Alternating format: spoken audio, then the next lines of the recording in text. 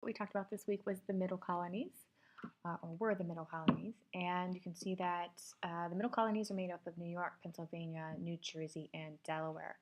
I had mentioned in class that Pennsylvania and Delaware are colonies established by Quakers.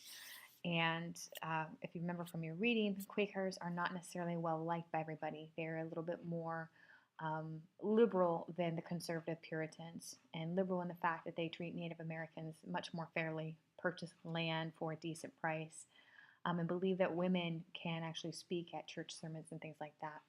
This area is commonly known as the breadbasket of the colonies. A lot of wheat was grown here. If you think about it, we're talking about Quakers or Quaker oats, the Quaker oat bars. Often the picture that you see of the Quaker oat bars on the Quaker oat bars is William Penn, the actual founder of Pennsylvania and Delaware. And we'll talk a little bit more about him in a moment. This is what I mentioned the other day, and I don't think I put this anywhere else on on the blog. But I just wanted to mention the Dutch influence because you do see it periodically throughout, and even still today. I had mentioned that if you look to the right of this picture, there is a wall running straight down, or a line that kind of separates the town from a common area. That's actually Wall Street. People used to go there to trade pigs and trade goods and things like that, and that's where a lot of our financial center is today. And if you go back down to the fourth bullet point here, just to see Brooklyn and Harlem, obviously Brooklyn and Harlem are still called that today, spelled slightly differently, but you can see the Dutch spelling. And I had mentioned as well that the Dutch were able to buy Manhattan Island for about $24. So if you think about the price of maybe a studio apartment in Manhattan or a one-bedroom apartment in Manhattan, and the fact that they bought all of this land for $24, it just shows you how much the real estate has risen. So the Dutch lose New York. King Charles gives land to his brother. It wasn't really his to give. The Dutch had controlled it, but very much like the English style, they decided, all right, I'm going to go ahead and take it over, and they do. One of the reasons the English are able to come in, they come into the New York harbor. The Dutch are living there. They're being controlled by a governor called, his name was Peter Stuyvesant, and people did not like him. He was kind of a jerk. And so when the English sailed into harbor and they, gave their ultimatum, surrender or else, the Dutch kind of looked at each other and were like, okay, can we continue trading under the English? And the English were like, well, yeah, you can do that. They're like, great, you can take us over. That's fine. We don't like our governor anyways. And so they were actually very welcoming to English rule. And the English were able to take over New York without a problem. And then, of course, you can see King Charles gave the land to his brother, the Duke of York, and it's called New York, where he gets his name. And that's just a picture of the bustling New York harbor around 1655. And it's going to continue to grow. New Jersey didn't say a lot about this. Just know that, some Quakers do settle there. And it was also heavily established by the Duke of York and some of his friends. So this is the guy you typically see on the Quaker Oats box. This is William Penn, so he gives his name to Pennsylvania, not Delaware. There was a Delaware Native American tribe. I'm assuming that is actually why Delaware is named Delaware today. And King Charles, from the reading, said he wanted to get rid of William Penn because he was a Quaker, and like I said, not many people like Quakers, and he also had to pay off a debt that he owed to William Penn's father. So he thought, great, it's a win situation. You get out of my face, go to the New World, and take all the Quakers with you. So he solved his two problems right there. Going on here. This is what we talked about in class, and I wrote on the board about what each of these means. So if you're familiar with the Friends School down in the Mission District at all, that's why they're called the Friends Schools. It's actually a Quaker school, so their nickname is the Society of Friends because they are friendly to people. This is a picture of a typical worship or Quaker worship. Often it is meditation. If women feel called to speak, they can. If men feel called to speak or moved to speak, they can. But oftentimes it is just a silent meditation. And I know they do practice that at the Friends School as well. I don't know how often, I just know they do. So they believed in abolition. Abolition means that you do not believe that slavery should exist. And so they want to get rid of slavery. They don't feel people should be treated that way. Prohibition, we'll talk about that. You'll talk about it more in high school, but prohibition just means they do not drink, sell, or make liquor We do have the Prohibition time period that will occur in the 1920s, and that will lead to a lot of bootlegging and mobsters and things like that. Then you have universal suffrage. They really want men and women and everybody to be able to vote. So within the colony of Pennsylvania and Delaware, women could vote, which is very, very rare because most of the time women are supposed to be seen and not heard and to obey thy husband. And pacifism just means they don't believe in war. So if there was a war going on, if there was violence, they would abstain from that. They would not partake. There's a section on your study guide where I talk about this, where I ask you a question of like, what were their religious beliefs? Like, so if we go back to this slide, this is talking about like, what are their ideals? What does the culture stand by? And then if you're talking more about the religion, like how do they worship, this is what they do. So as I mentioned before, they don't have preachers, much different than Puritan New England, where they have, some guy standing up there reading from the Bible, telling you what you should and shouldn't do. Anyone could speak. All men and women can speak. And the fact is that they often, as I said, if you go back to the picture right there, they are meditating. And if they reach an inner light, they might start quaking, which is part of the reason why they have the name Quaker. Notice the asterisk here at the bottom. All colonies except Rhode Island passed harsh anti-Quaker laws.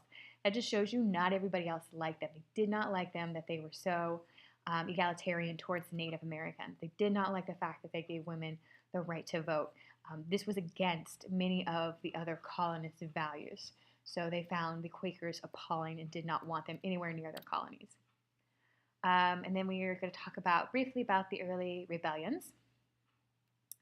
And this is jumping around. So when we talked about colonial America, we started in the early 1600s with Jamestown, and we're jumping ahead to into the almost mid 1700s.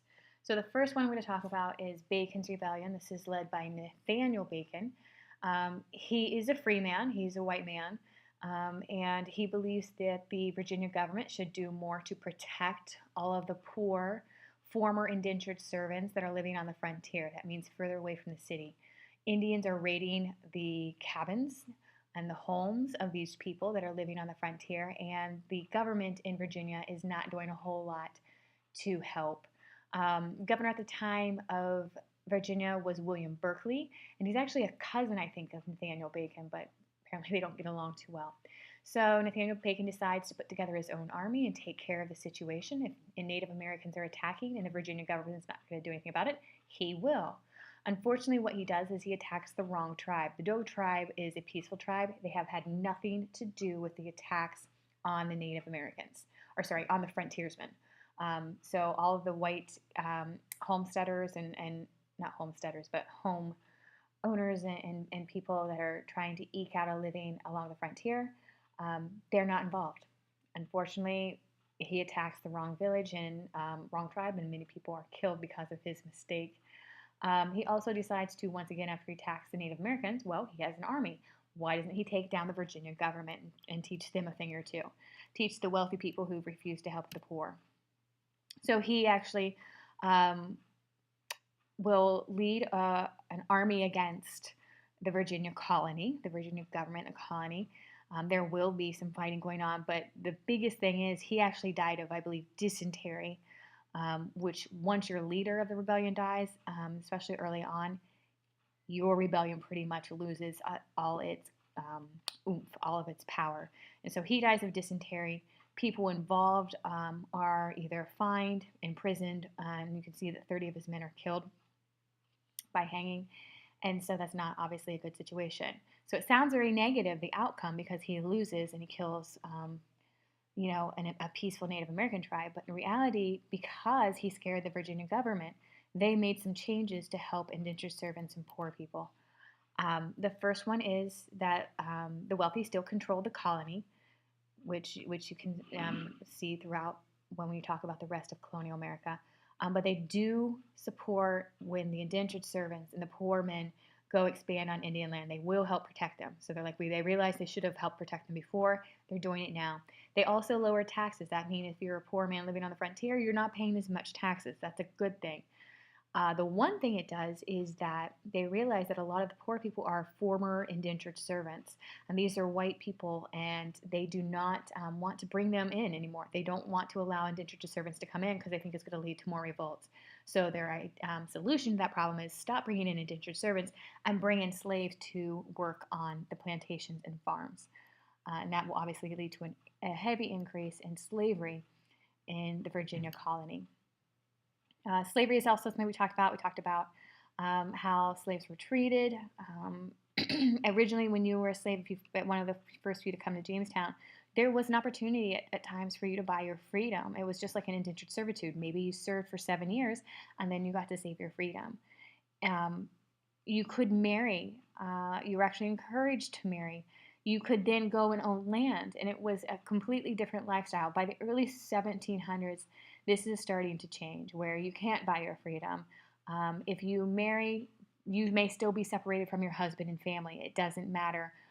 And it may not be a legal marriage under the law, meaning you didn't have a certificate or a priest to see over your marriage.